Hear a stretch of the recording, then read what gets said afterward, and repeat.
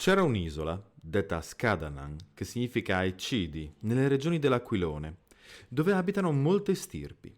Tra di esse c'era una stirpe piccola, che era chiamata dei Vinnili, e c'era con loro una donna di nome Gambara e aveva due figli, uno di nome Ibor e l'altro di nome Aion. Costoro, insieme alla loro madre di nome Gambara, avevano il comando sui Vinnili. Bentornati sul canale, dalla Fara e da Fuz e da Zelda che avrete sentito. E come forse avete intuito, oggi parliamo di Gambara, la madre dei Longobardi.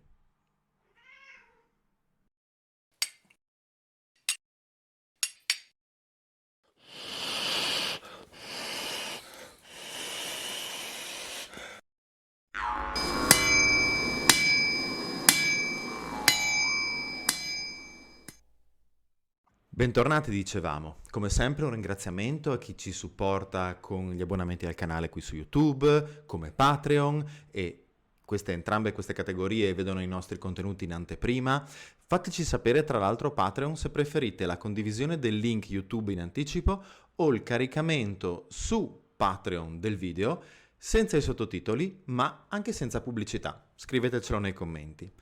Un grazie ovviamente anche a chi utilizza i super grazie per supportarci, come il buon Fuferito, e a tutti quelli che invece cliccano la campanellina dopo essersi iscritti al canale, guardano il video fino alla fine e lo condividono.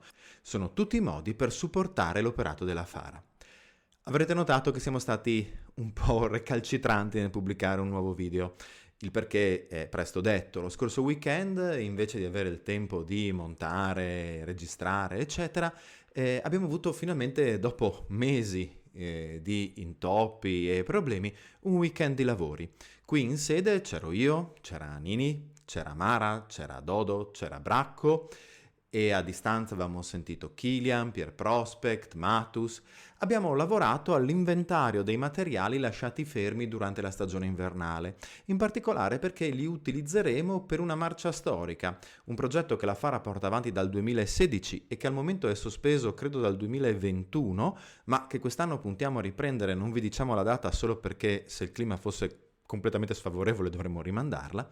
E questo progetto, che trovate su Facebook con una pagina a parte intitolata Itinerari storici longobardi, altro non è che un'esperienza sperimentale in cui in abito storico, con le scarpe storiche, i vestiti, le gerle e gli attendamenti, ripercorriamo le strade del Friuli longobardo unendo siti che avessero un'importanza all'epoca e che siano attualmente archeologicamente testimoniati nella loro presenza altomedievale. Per intenderci, la nostra prima marcia storica ha coperto in 4 giorni gli 80 abbondanti chilometri che separano Cividale del Friuli, Forum Iuli, capitale del Ducato, da Zuglio, Forum Iulium Carnicum, sede episcopale che poi vedrà il suo vescovo trasferirsi per un breve periodo a Cividale proprio nel VII secolo longobardo. Ci siamo anche spostati oltre confine, siamo partiti da Caporetto, oggi in Slovenia, e passando da Cividale siamo arrivati a Tricesimo, la romana ad Tricesimum, cioè una mansio sulla strada che da Aquileia portava al Norico e che in effetti si collocava anche sulla strada che da Cividale portava alla Iulia Augusta verso nord. Abbiamo fatto anche altri percorsi più locali come l'andata e ritorno da Osoppo a Ragogna e da Ragogna ad Osoppo, due dei castra citati da Paolo Diacono, oppure siti meno noti dal punto di vista probabilmente degli appassionati del mondo longobardo, ma coevi o con segni di attività coeva come Cesclans, Verzegnis e sì, Invillino, che era uno dei castra. Non vi diamo ancora informazioni sul progetto di quest'anno, possiamo solo dirvi che riguarderà la Carnia, un'esperienza che abbiamo già fatto. In passato abbiamo attraversato le Arimannie della Valle del But, sempre e solamente perché non siamo sicuri del clima, non siamo sicuri di tutti i fattori che noi non possiamo comandare. Se tutto andrà bene, però, a ridosso dell'evento vi daremo ulteriori informazioni e ovviamente registreremo contenuti da condividere con voi e poi alla fine potremo discutere tutti assieme, magari durante una bella live, dell'esperienza. Fateci sapere se vi interessa nei commenti. Veniamo all'argomento di oggi. Ieri mi stavo scrivendo con una delle nostre follower, che non nomineremo per una questione di privacy, appassionata di storia longobarda e della figura di Gambara. Mi chiedeva in questa conversazione se Gambara dovesse essere riferita al I secolo a.C. o al IV secolo d.C., poiché le informazioni ritrovabili su quel grande aggregatore che è Wikipedia erano discordanti. Ora, Wikipedia è una grande risorsa, nessuno lo mette in dubbio, soprattutto di bibliografia, cioè leggere una voce di Wikipedia e poi andare a cercare le fonti a cui fa riferimento dà spesso dei grandi spunti di analisi e di approfondimento. Il problema è che, essendo un aggregatore libero, porta voci a volte contrastanti. È chiaro che se noi crediamo alla migrazione longobarda partente dalla Scandinavia, una figura come quella di Gambara può essere ascrivibile alla fase più arcaica, se invece abbracciamo la teoria che vuole i Longobardi nascere solo nel bacino pannonico, ecco quindi che questa figura si sposta di diversi secoli più avanti. Come chi ci segue ben sa, noi non crediamo nella teoria che vede l'etnogenesi dei Longobardi nel bacino pannonico, e sebbene le prove archeologiche non ci permettano ancora di arrivare a ricostruire il loro percorso fino alla Scania, crediamo comunque che l'identità longobarda fosse precedente, in accordo quindi con le fonti longobarde e anche con le ultime analisi sul DNA che mostrano una conservatività dell'identità longobarda, tanto in Pannonia, quindi proprio l'ultima tappa della migrazione, quanto in Italia. E supponiamo quindi che anche prima fosse successo lo stesso. Dal punto di vista archeologico, in passato si riusciva a riconoscere attraverso l'attribuzione dei corredi l'appartenenza alla gens Langobardorum anche in fasi precedenti al periodo pannonico, e quindi nella Bassa Austria, in Moravia. Ci sono delle indagini recenti sulla Moravia molto interessanti e alcuni si spingevano anche oltre. E poi ovviamente, spostandosi verso nord, le attribuzioni culturali collegate alle necropoli diventano più difficili da collegare a una specifica popolazione. Ma noi speriamo in nuovi studi che ci diano nuove informazioni. Ecco che in questa cornice la figura di Gambara diventa una figura peculiare. Chi è Gambara? Chi ci segue da molto sa benissimo e conosce questa figura, appartiene all'etnogenesi, al mito etnogenetico dei Longobardi. I Longobardi, secondo alcune delle fonti, lasciano la Scania guidati da due fratelli, Ibor e Aion, e accompagnati dalla madre Gambara. La madre Gambara, in particolare, in alcune fonti avrà un'importanza fondamentale nell'essere intermediario con la divinità. Sì, perché se Ibor e Aion sono i due gemelli mitici che guidano i Longobardi, nel momento in cui si scontreranno con i Vandali, guidati da altri due gemelli mitici, Ambri e Assi, sarà Gambara a fornire il vantaggio ai Longobardi, perché se entrambe le coppie di gemelli si rivolgeranno a Wodan per avere il favore, Gambara si rivolgerà a sua moglie Frea e da questa otterrà uno stratagemma che concederà la vittoria ai Longobardi. Non è questo il contesto in cui raccontarlo, fateci sapere se volete un video di approfondimento sul mito etnogenetico dei Longobardi. Quello che in questo momento ci interessa è proprio la figura di Gambara. Perché sì, negli studi antropologici si è identificata la presenza di due gemelli mitici come un elemento, se non costante, molto frequente nelle mitologie e nel mito delle origini delle popolazioni indoeuropee. Ibor e Aion per i Longobardi, Ambri e Assi per i Vandali, Hengst e Orsa per gli anglosassoni, Romolo e Remo per i romani, alcuni affiancano anche i Dioscuri per l'antica Grecia. Ma Gambara l'hanno solo i Longobardi. Chi è quindi questa Gambara? Che importanza ha e cosa ci fa capire dei culti tradizionali precedenti all'arrivo in Italia? Come è già successo in passato, dobbiamo fare riferimento ad alcuni testi un po' datati. Intendiamoci, non antichi. Datati all'ultimo quarto del XX secolo. Perché? Perché dopo questo periodo l'interesse verso questi studi, in particolare con la fortuna delle scuole storiografiche che volevano l'etnogenesi dei Longobardi come una cosa molto recente e completamente inventata dai Longobardi stessi in Pannonia, avevano perso di importanza e di fascinazione verso gli studiosi. Di conseguenza abbiamo degli studi fra gli anni 80 e gli anni 90 del XX secolo, la negazione della loro importanza a cavallo degli anni 2000 e per adesso di studi accademici con un serio background di fonti e di analisi non ne abbiamo di nuovi. Abbiamo un sacco di riferimenti, spesso un pochino fantasiosi o spiritualmente e politicamente schierati, ma non dei lavori strettamente accademici. Per chi ha familiarità col mondo neopagano, potremmo dire che buona parte dei riferimenti più recenti sono Fluffy Bunny. Detto ciò, facciamo riferimento a queste fonti, intese come fonti di studio, a cavallo fra gli anni 80 e gli anni 90. In particolare citiamo il famosissimo lavoro di Gasparri sulla cultura tradizionale dei Longobardi del 1983 e poi un più recente lavoro, se non sbaglio, del 1995 sulle storie dei Longobardi, la storia dei Longobardi, dedicato proprio all'analisi dei racconti che narrino le origini di questo popolo. Lavoro di Stefano Maria Cingolani. Accanto a questo potremo citare la raccolta di leggi dei Longobardi curata da Zarra e Gasparri, perché al suo incipit è presente come da tradizione l'Origo Gentis Langobardorum. Ecco che, se prendiamo spunto da queste analisi, possiamo trovare 4 fonti inerenti alle origini dei Longobardi, cioè la storia di come essi nascano come popolazione, lascino la Scandinavia, ottengano il loro nome. La prima di queste è Estera, è il Franco Fredegario che racconta la storia dei Longobardi in quanto antagonisti dei Franchi e i loro vicini.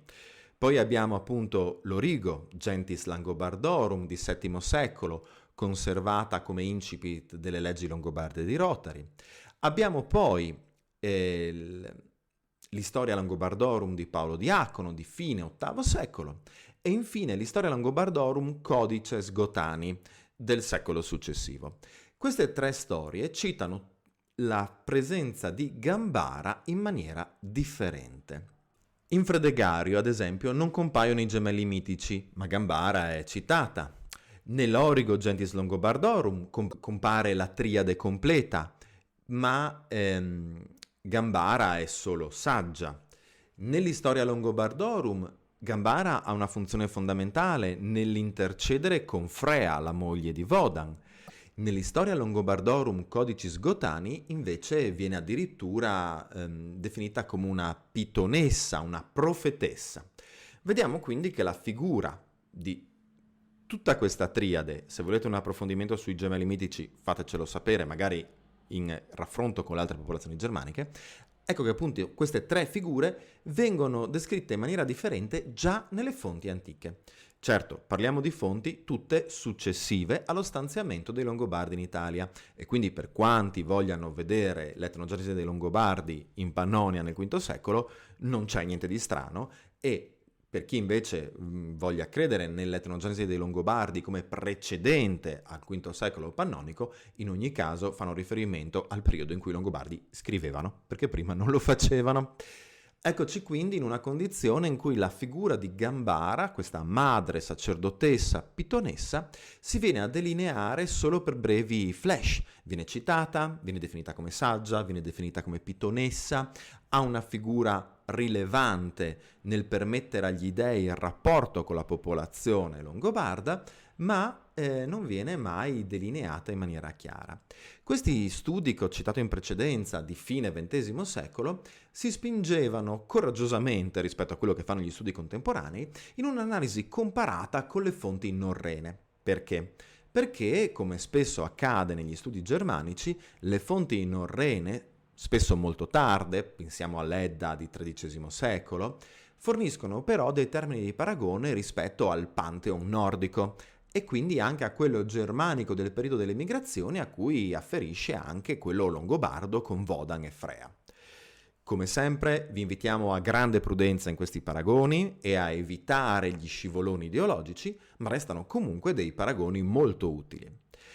Anche se gli autori, in particolare Gasparri che poi ha preso una visione completamente differente sull'etnogenesi dei Longobardi, ha poi abbandonato questo tipo di analisi, cosa che non credo che Stefano Maria Cingolani abbia fatto, anche se poi ha cambiato oggetto di studio.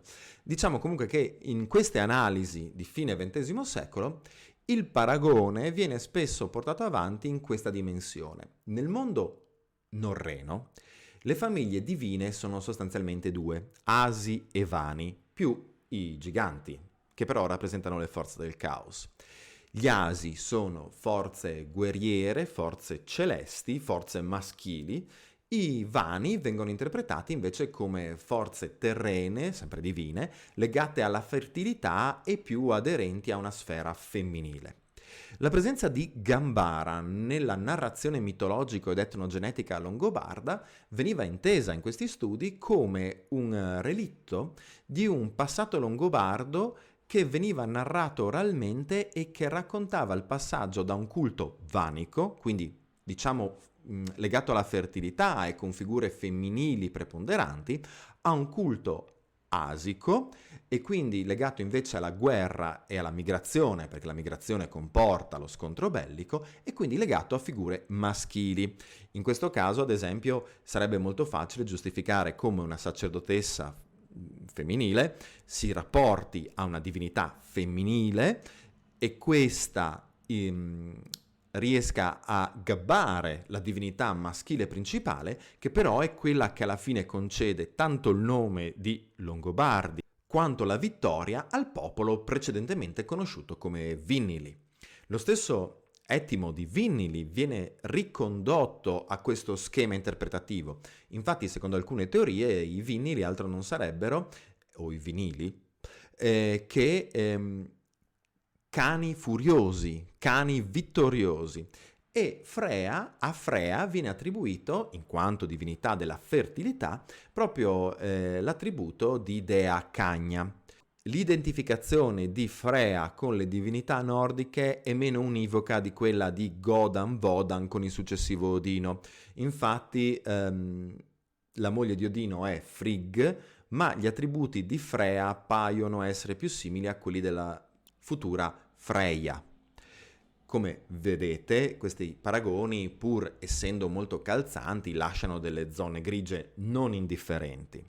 La figura di Gambara, quindi, e la necessità di raccontarla, pensiamo che Paolo Diacono definisce ridicolissima fabula tutto il mito di Godan, di Frea, di Gambara, di Ibor e Aion, delle donne con le barbe sul viso, mostra un'importanza del mito etnogenetico e una residua importanza delle figure femminili come quella di Gambara e di Frea, che verrebbero quindi identificate come residui di un precedente stato della gens Langobardorum, o se vogliamo con un neologismo, perché non esiste questa definizione Vinilorum, come legati a un culto della fertilità, a un culto femminile e quindi a un culto vanico, con una definizione fuori tempo, ma legata al paragone col mondo norreno. Gli studiosi che hanno appoggiato questa visione hanno riconosciuto o hanno voluto riconoscere questo percorso di progressivo allontanamento da un culto femminile verso uno maschile guerriero anche nelle fonti di epoca antica, come nelle fonti romane, in cui viene citata fra le divinità principali dei Germani, anzi come la divinità principale, quella di Nertus, cioè la dea madre, se vogliamo, che a livello linguistico si collegherebbe a quel Njord scandinavo da cui deriverebbero proprio Frey e Freya. Siamo ovviamente nel campo degli studi comparati che mischiano analisi letteraria, filologia, antropologia e religione.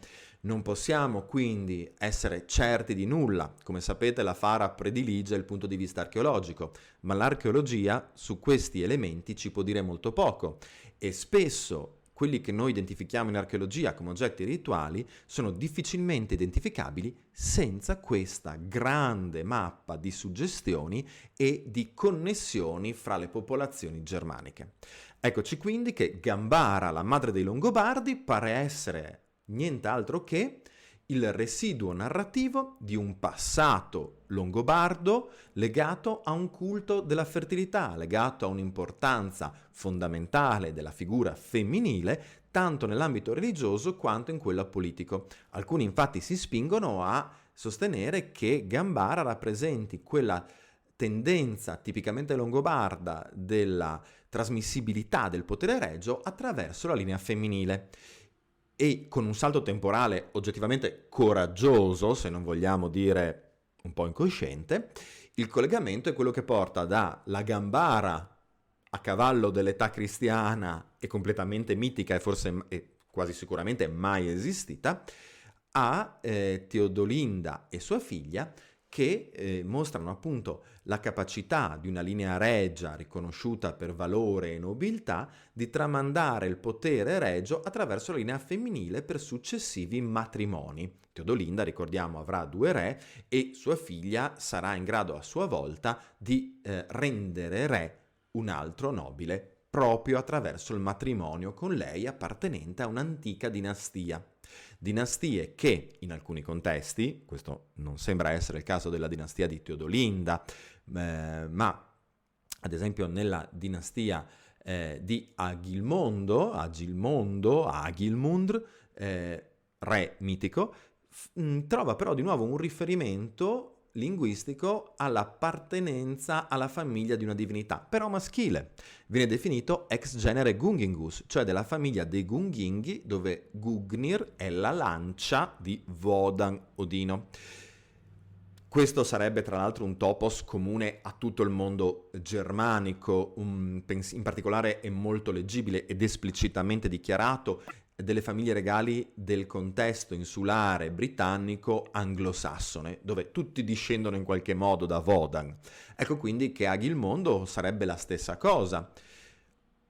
Ci troviamo quindi veramente in un ambiente di supposizioni in cui leggenda, mito, filologia, letteratura e storiografia cercano insieme di supportarsi per dare un'interpretazione dei pochissimi lacerti di narrazione del mondo alto medievale che sono giunti fino a noi e che però paiono darci questa meravigliosa, a mio parere, e assolutamente interessantissima immagine ricostruita di una presenza femminile arcaica, religiosa, politica, legata forse a un culto precedente a quello di Wodan e che comunque arriva nella narrazione longobarda fino all'epoca storica perché viene giudicata importantissima e forse con un riferimento addirittura concreto e politico negli anni del Regnum Langobardorum. Speriamo di avervi interessato con questo video, un pochino più svarione. Credo che alcuni video fa avessimo utilizzato l'allarme svarione. Se vi è interessato, se vi ha divertito, se avete curiosità, fatecelo sapere nei commenti. Ci vediamo alla prossima e mandi!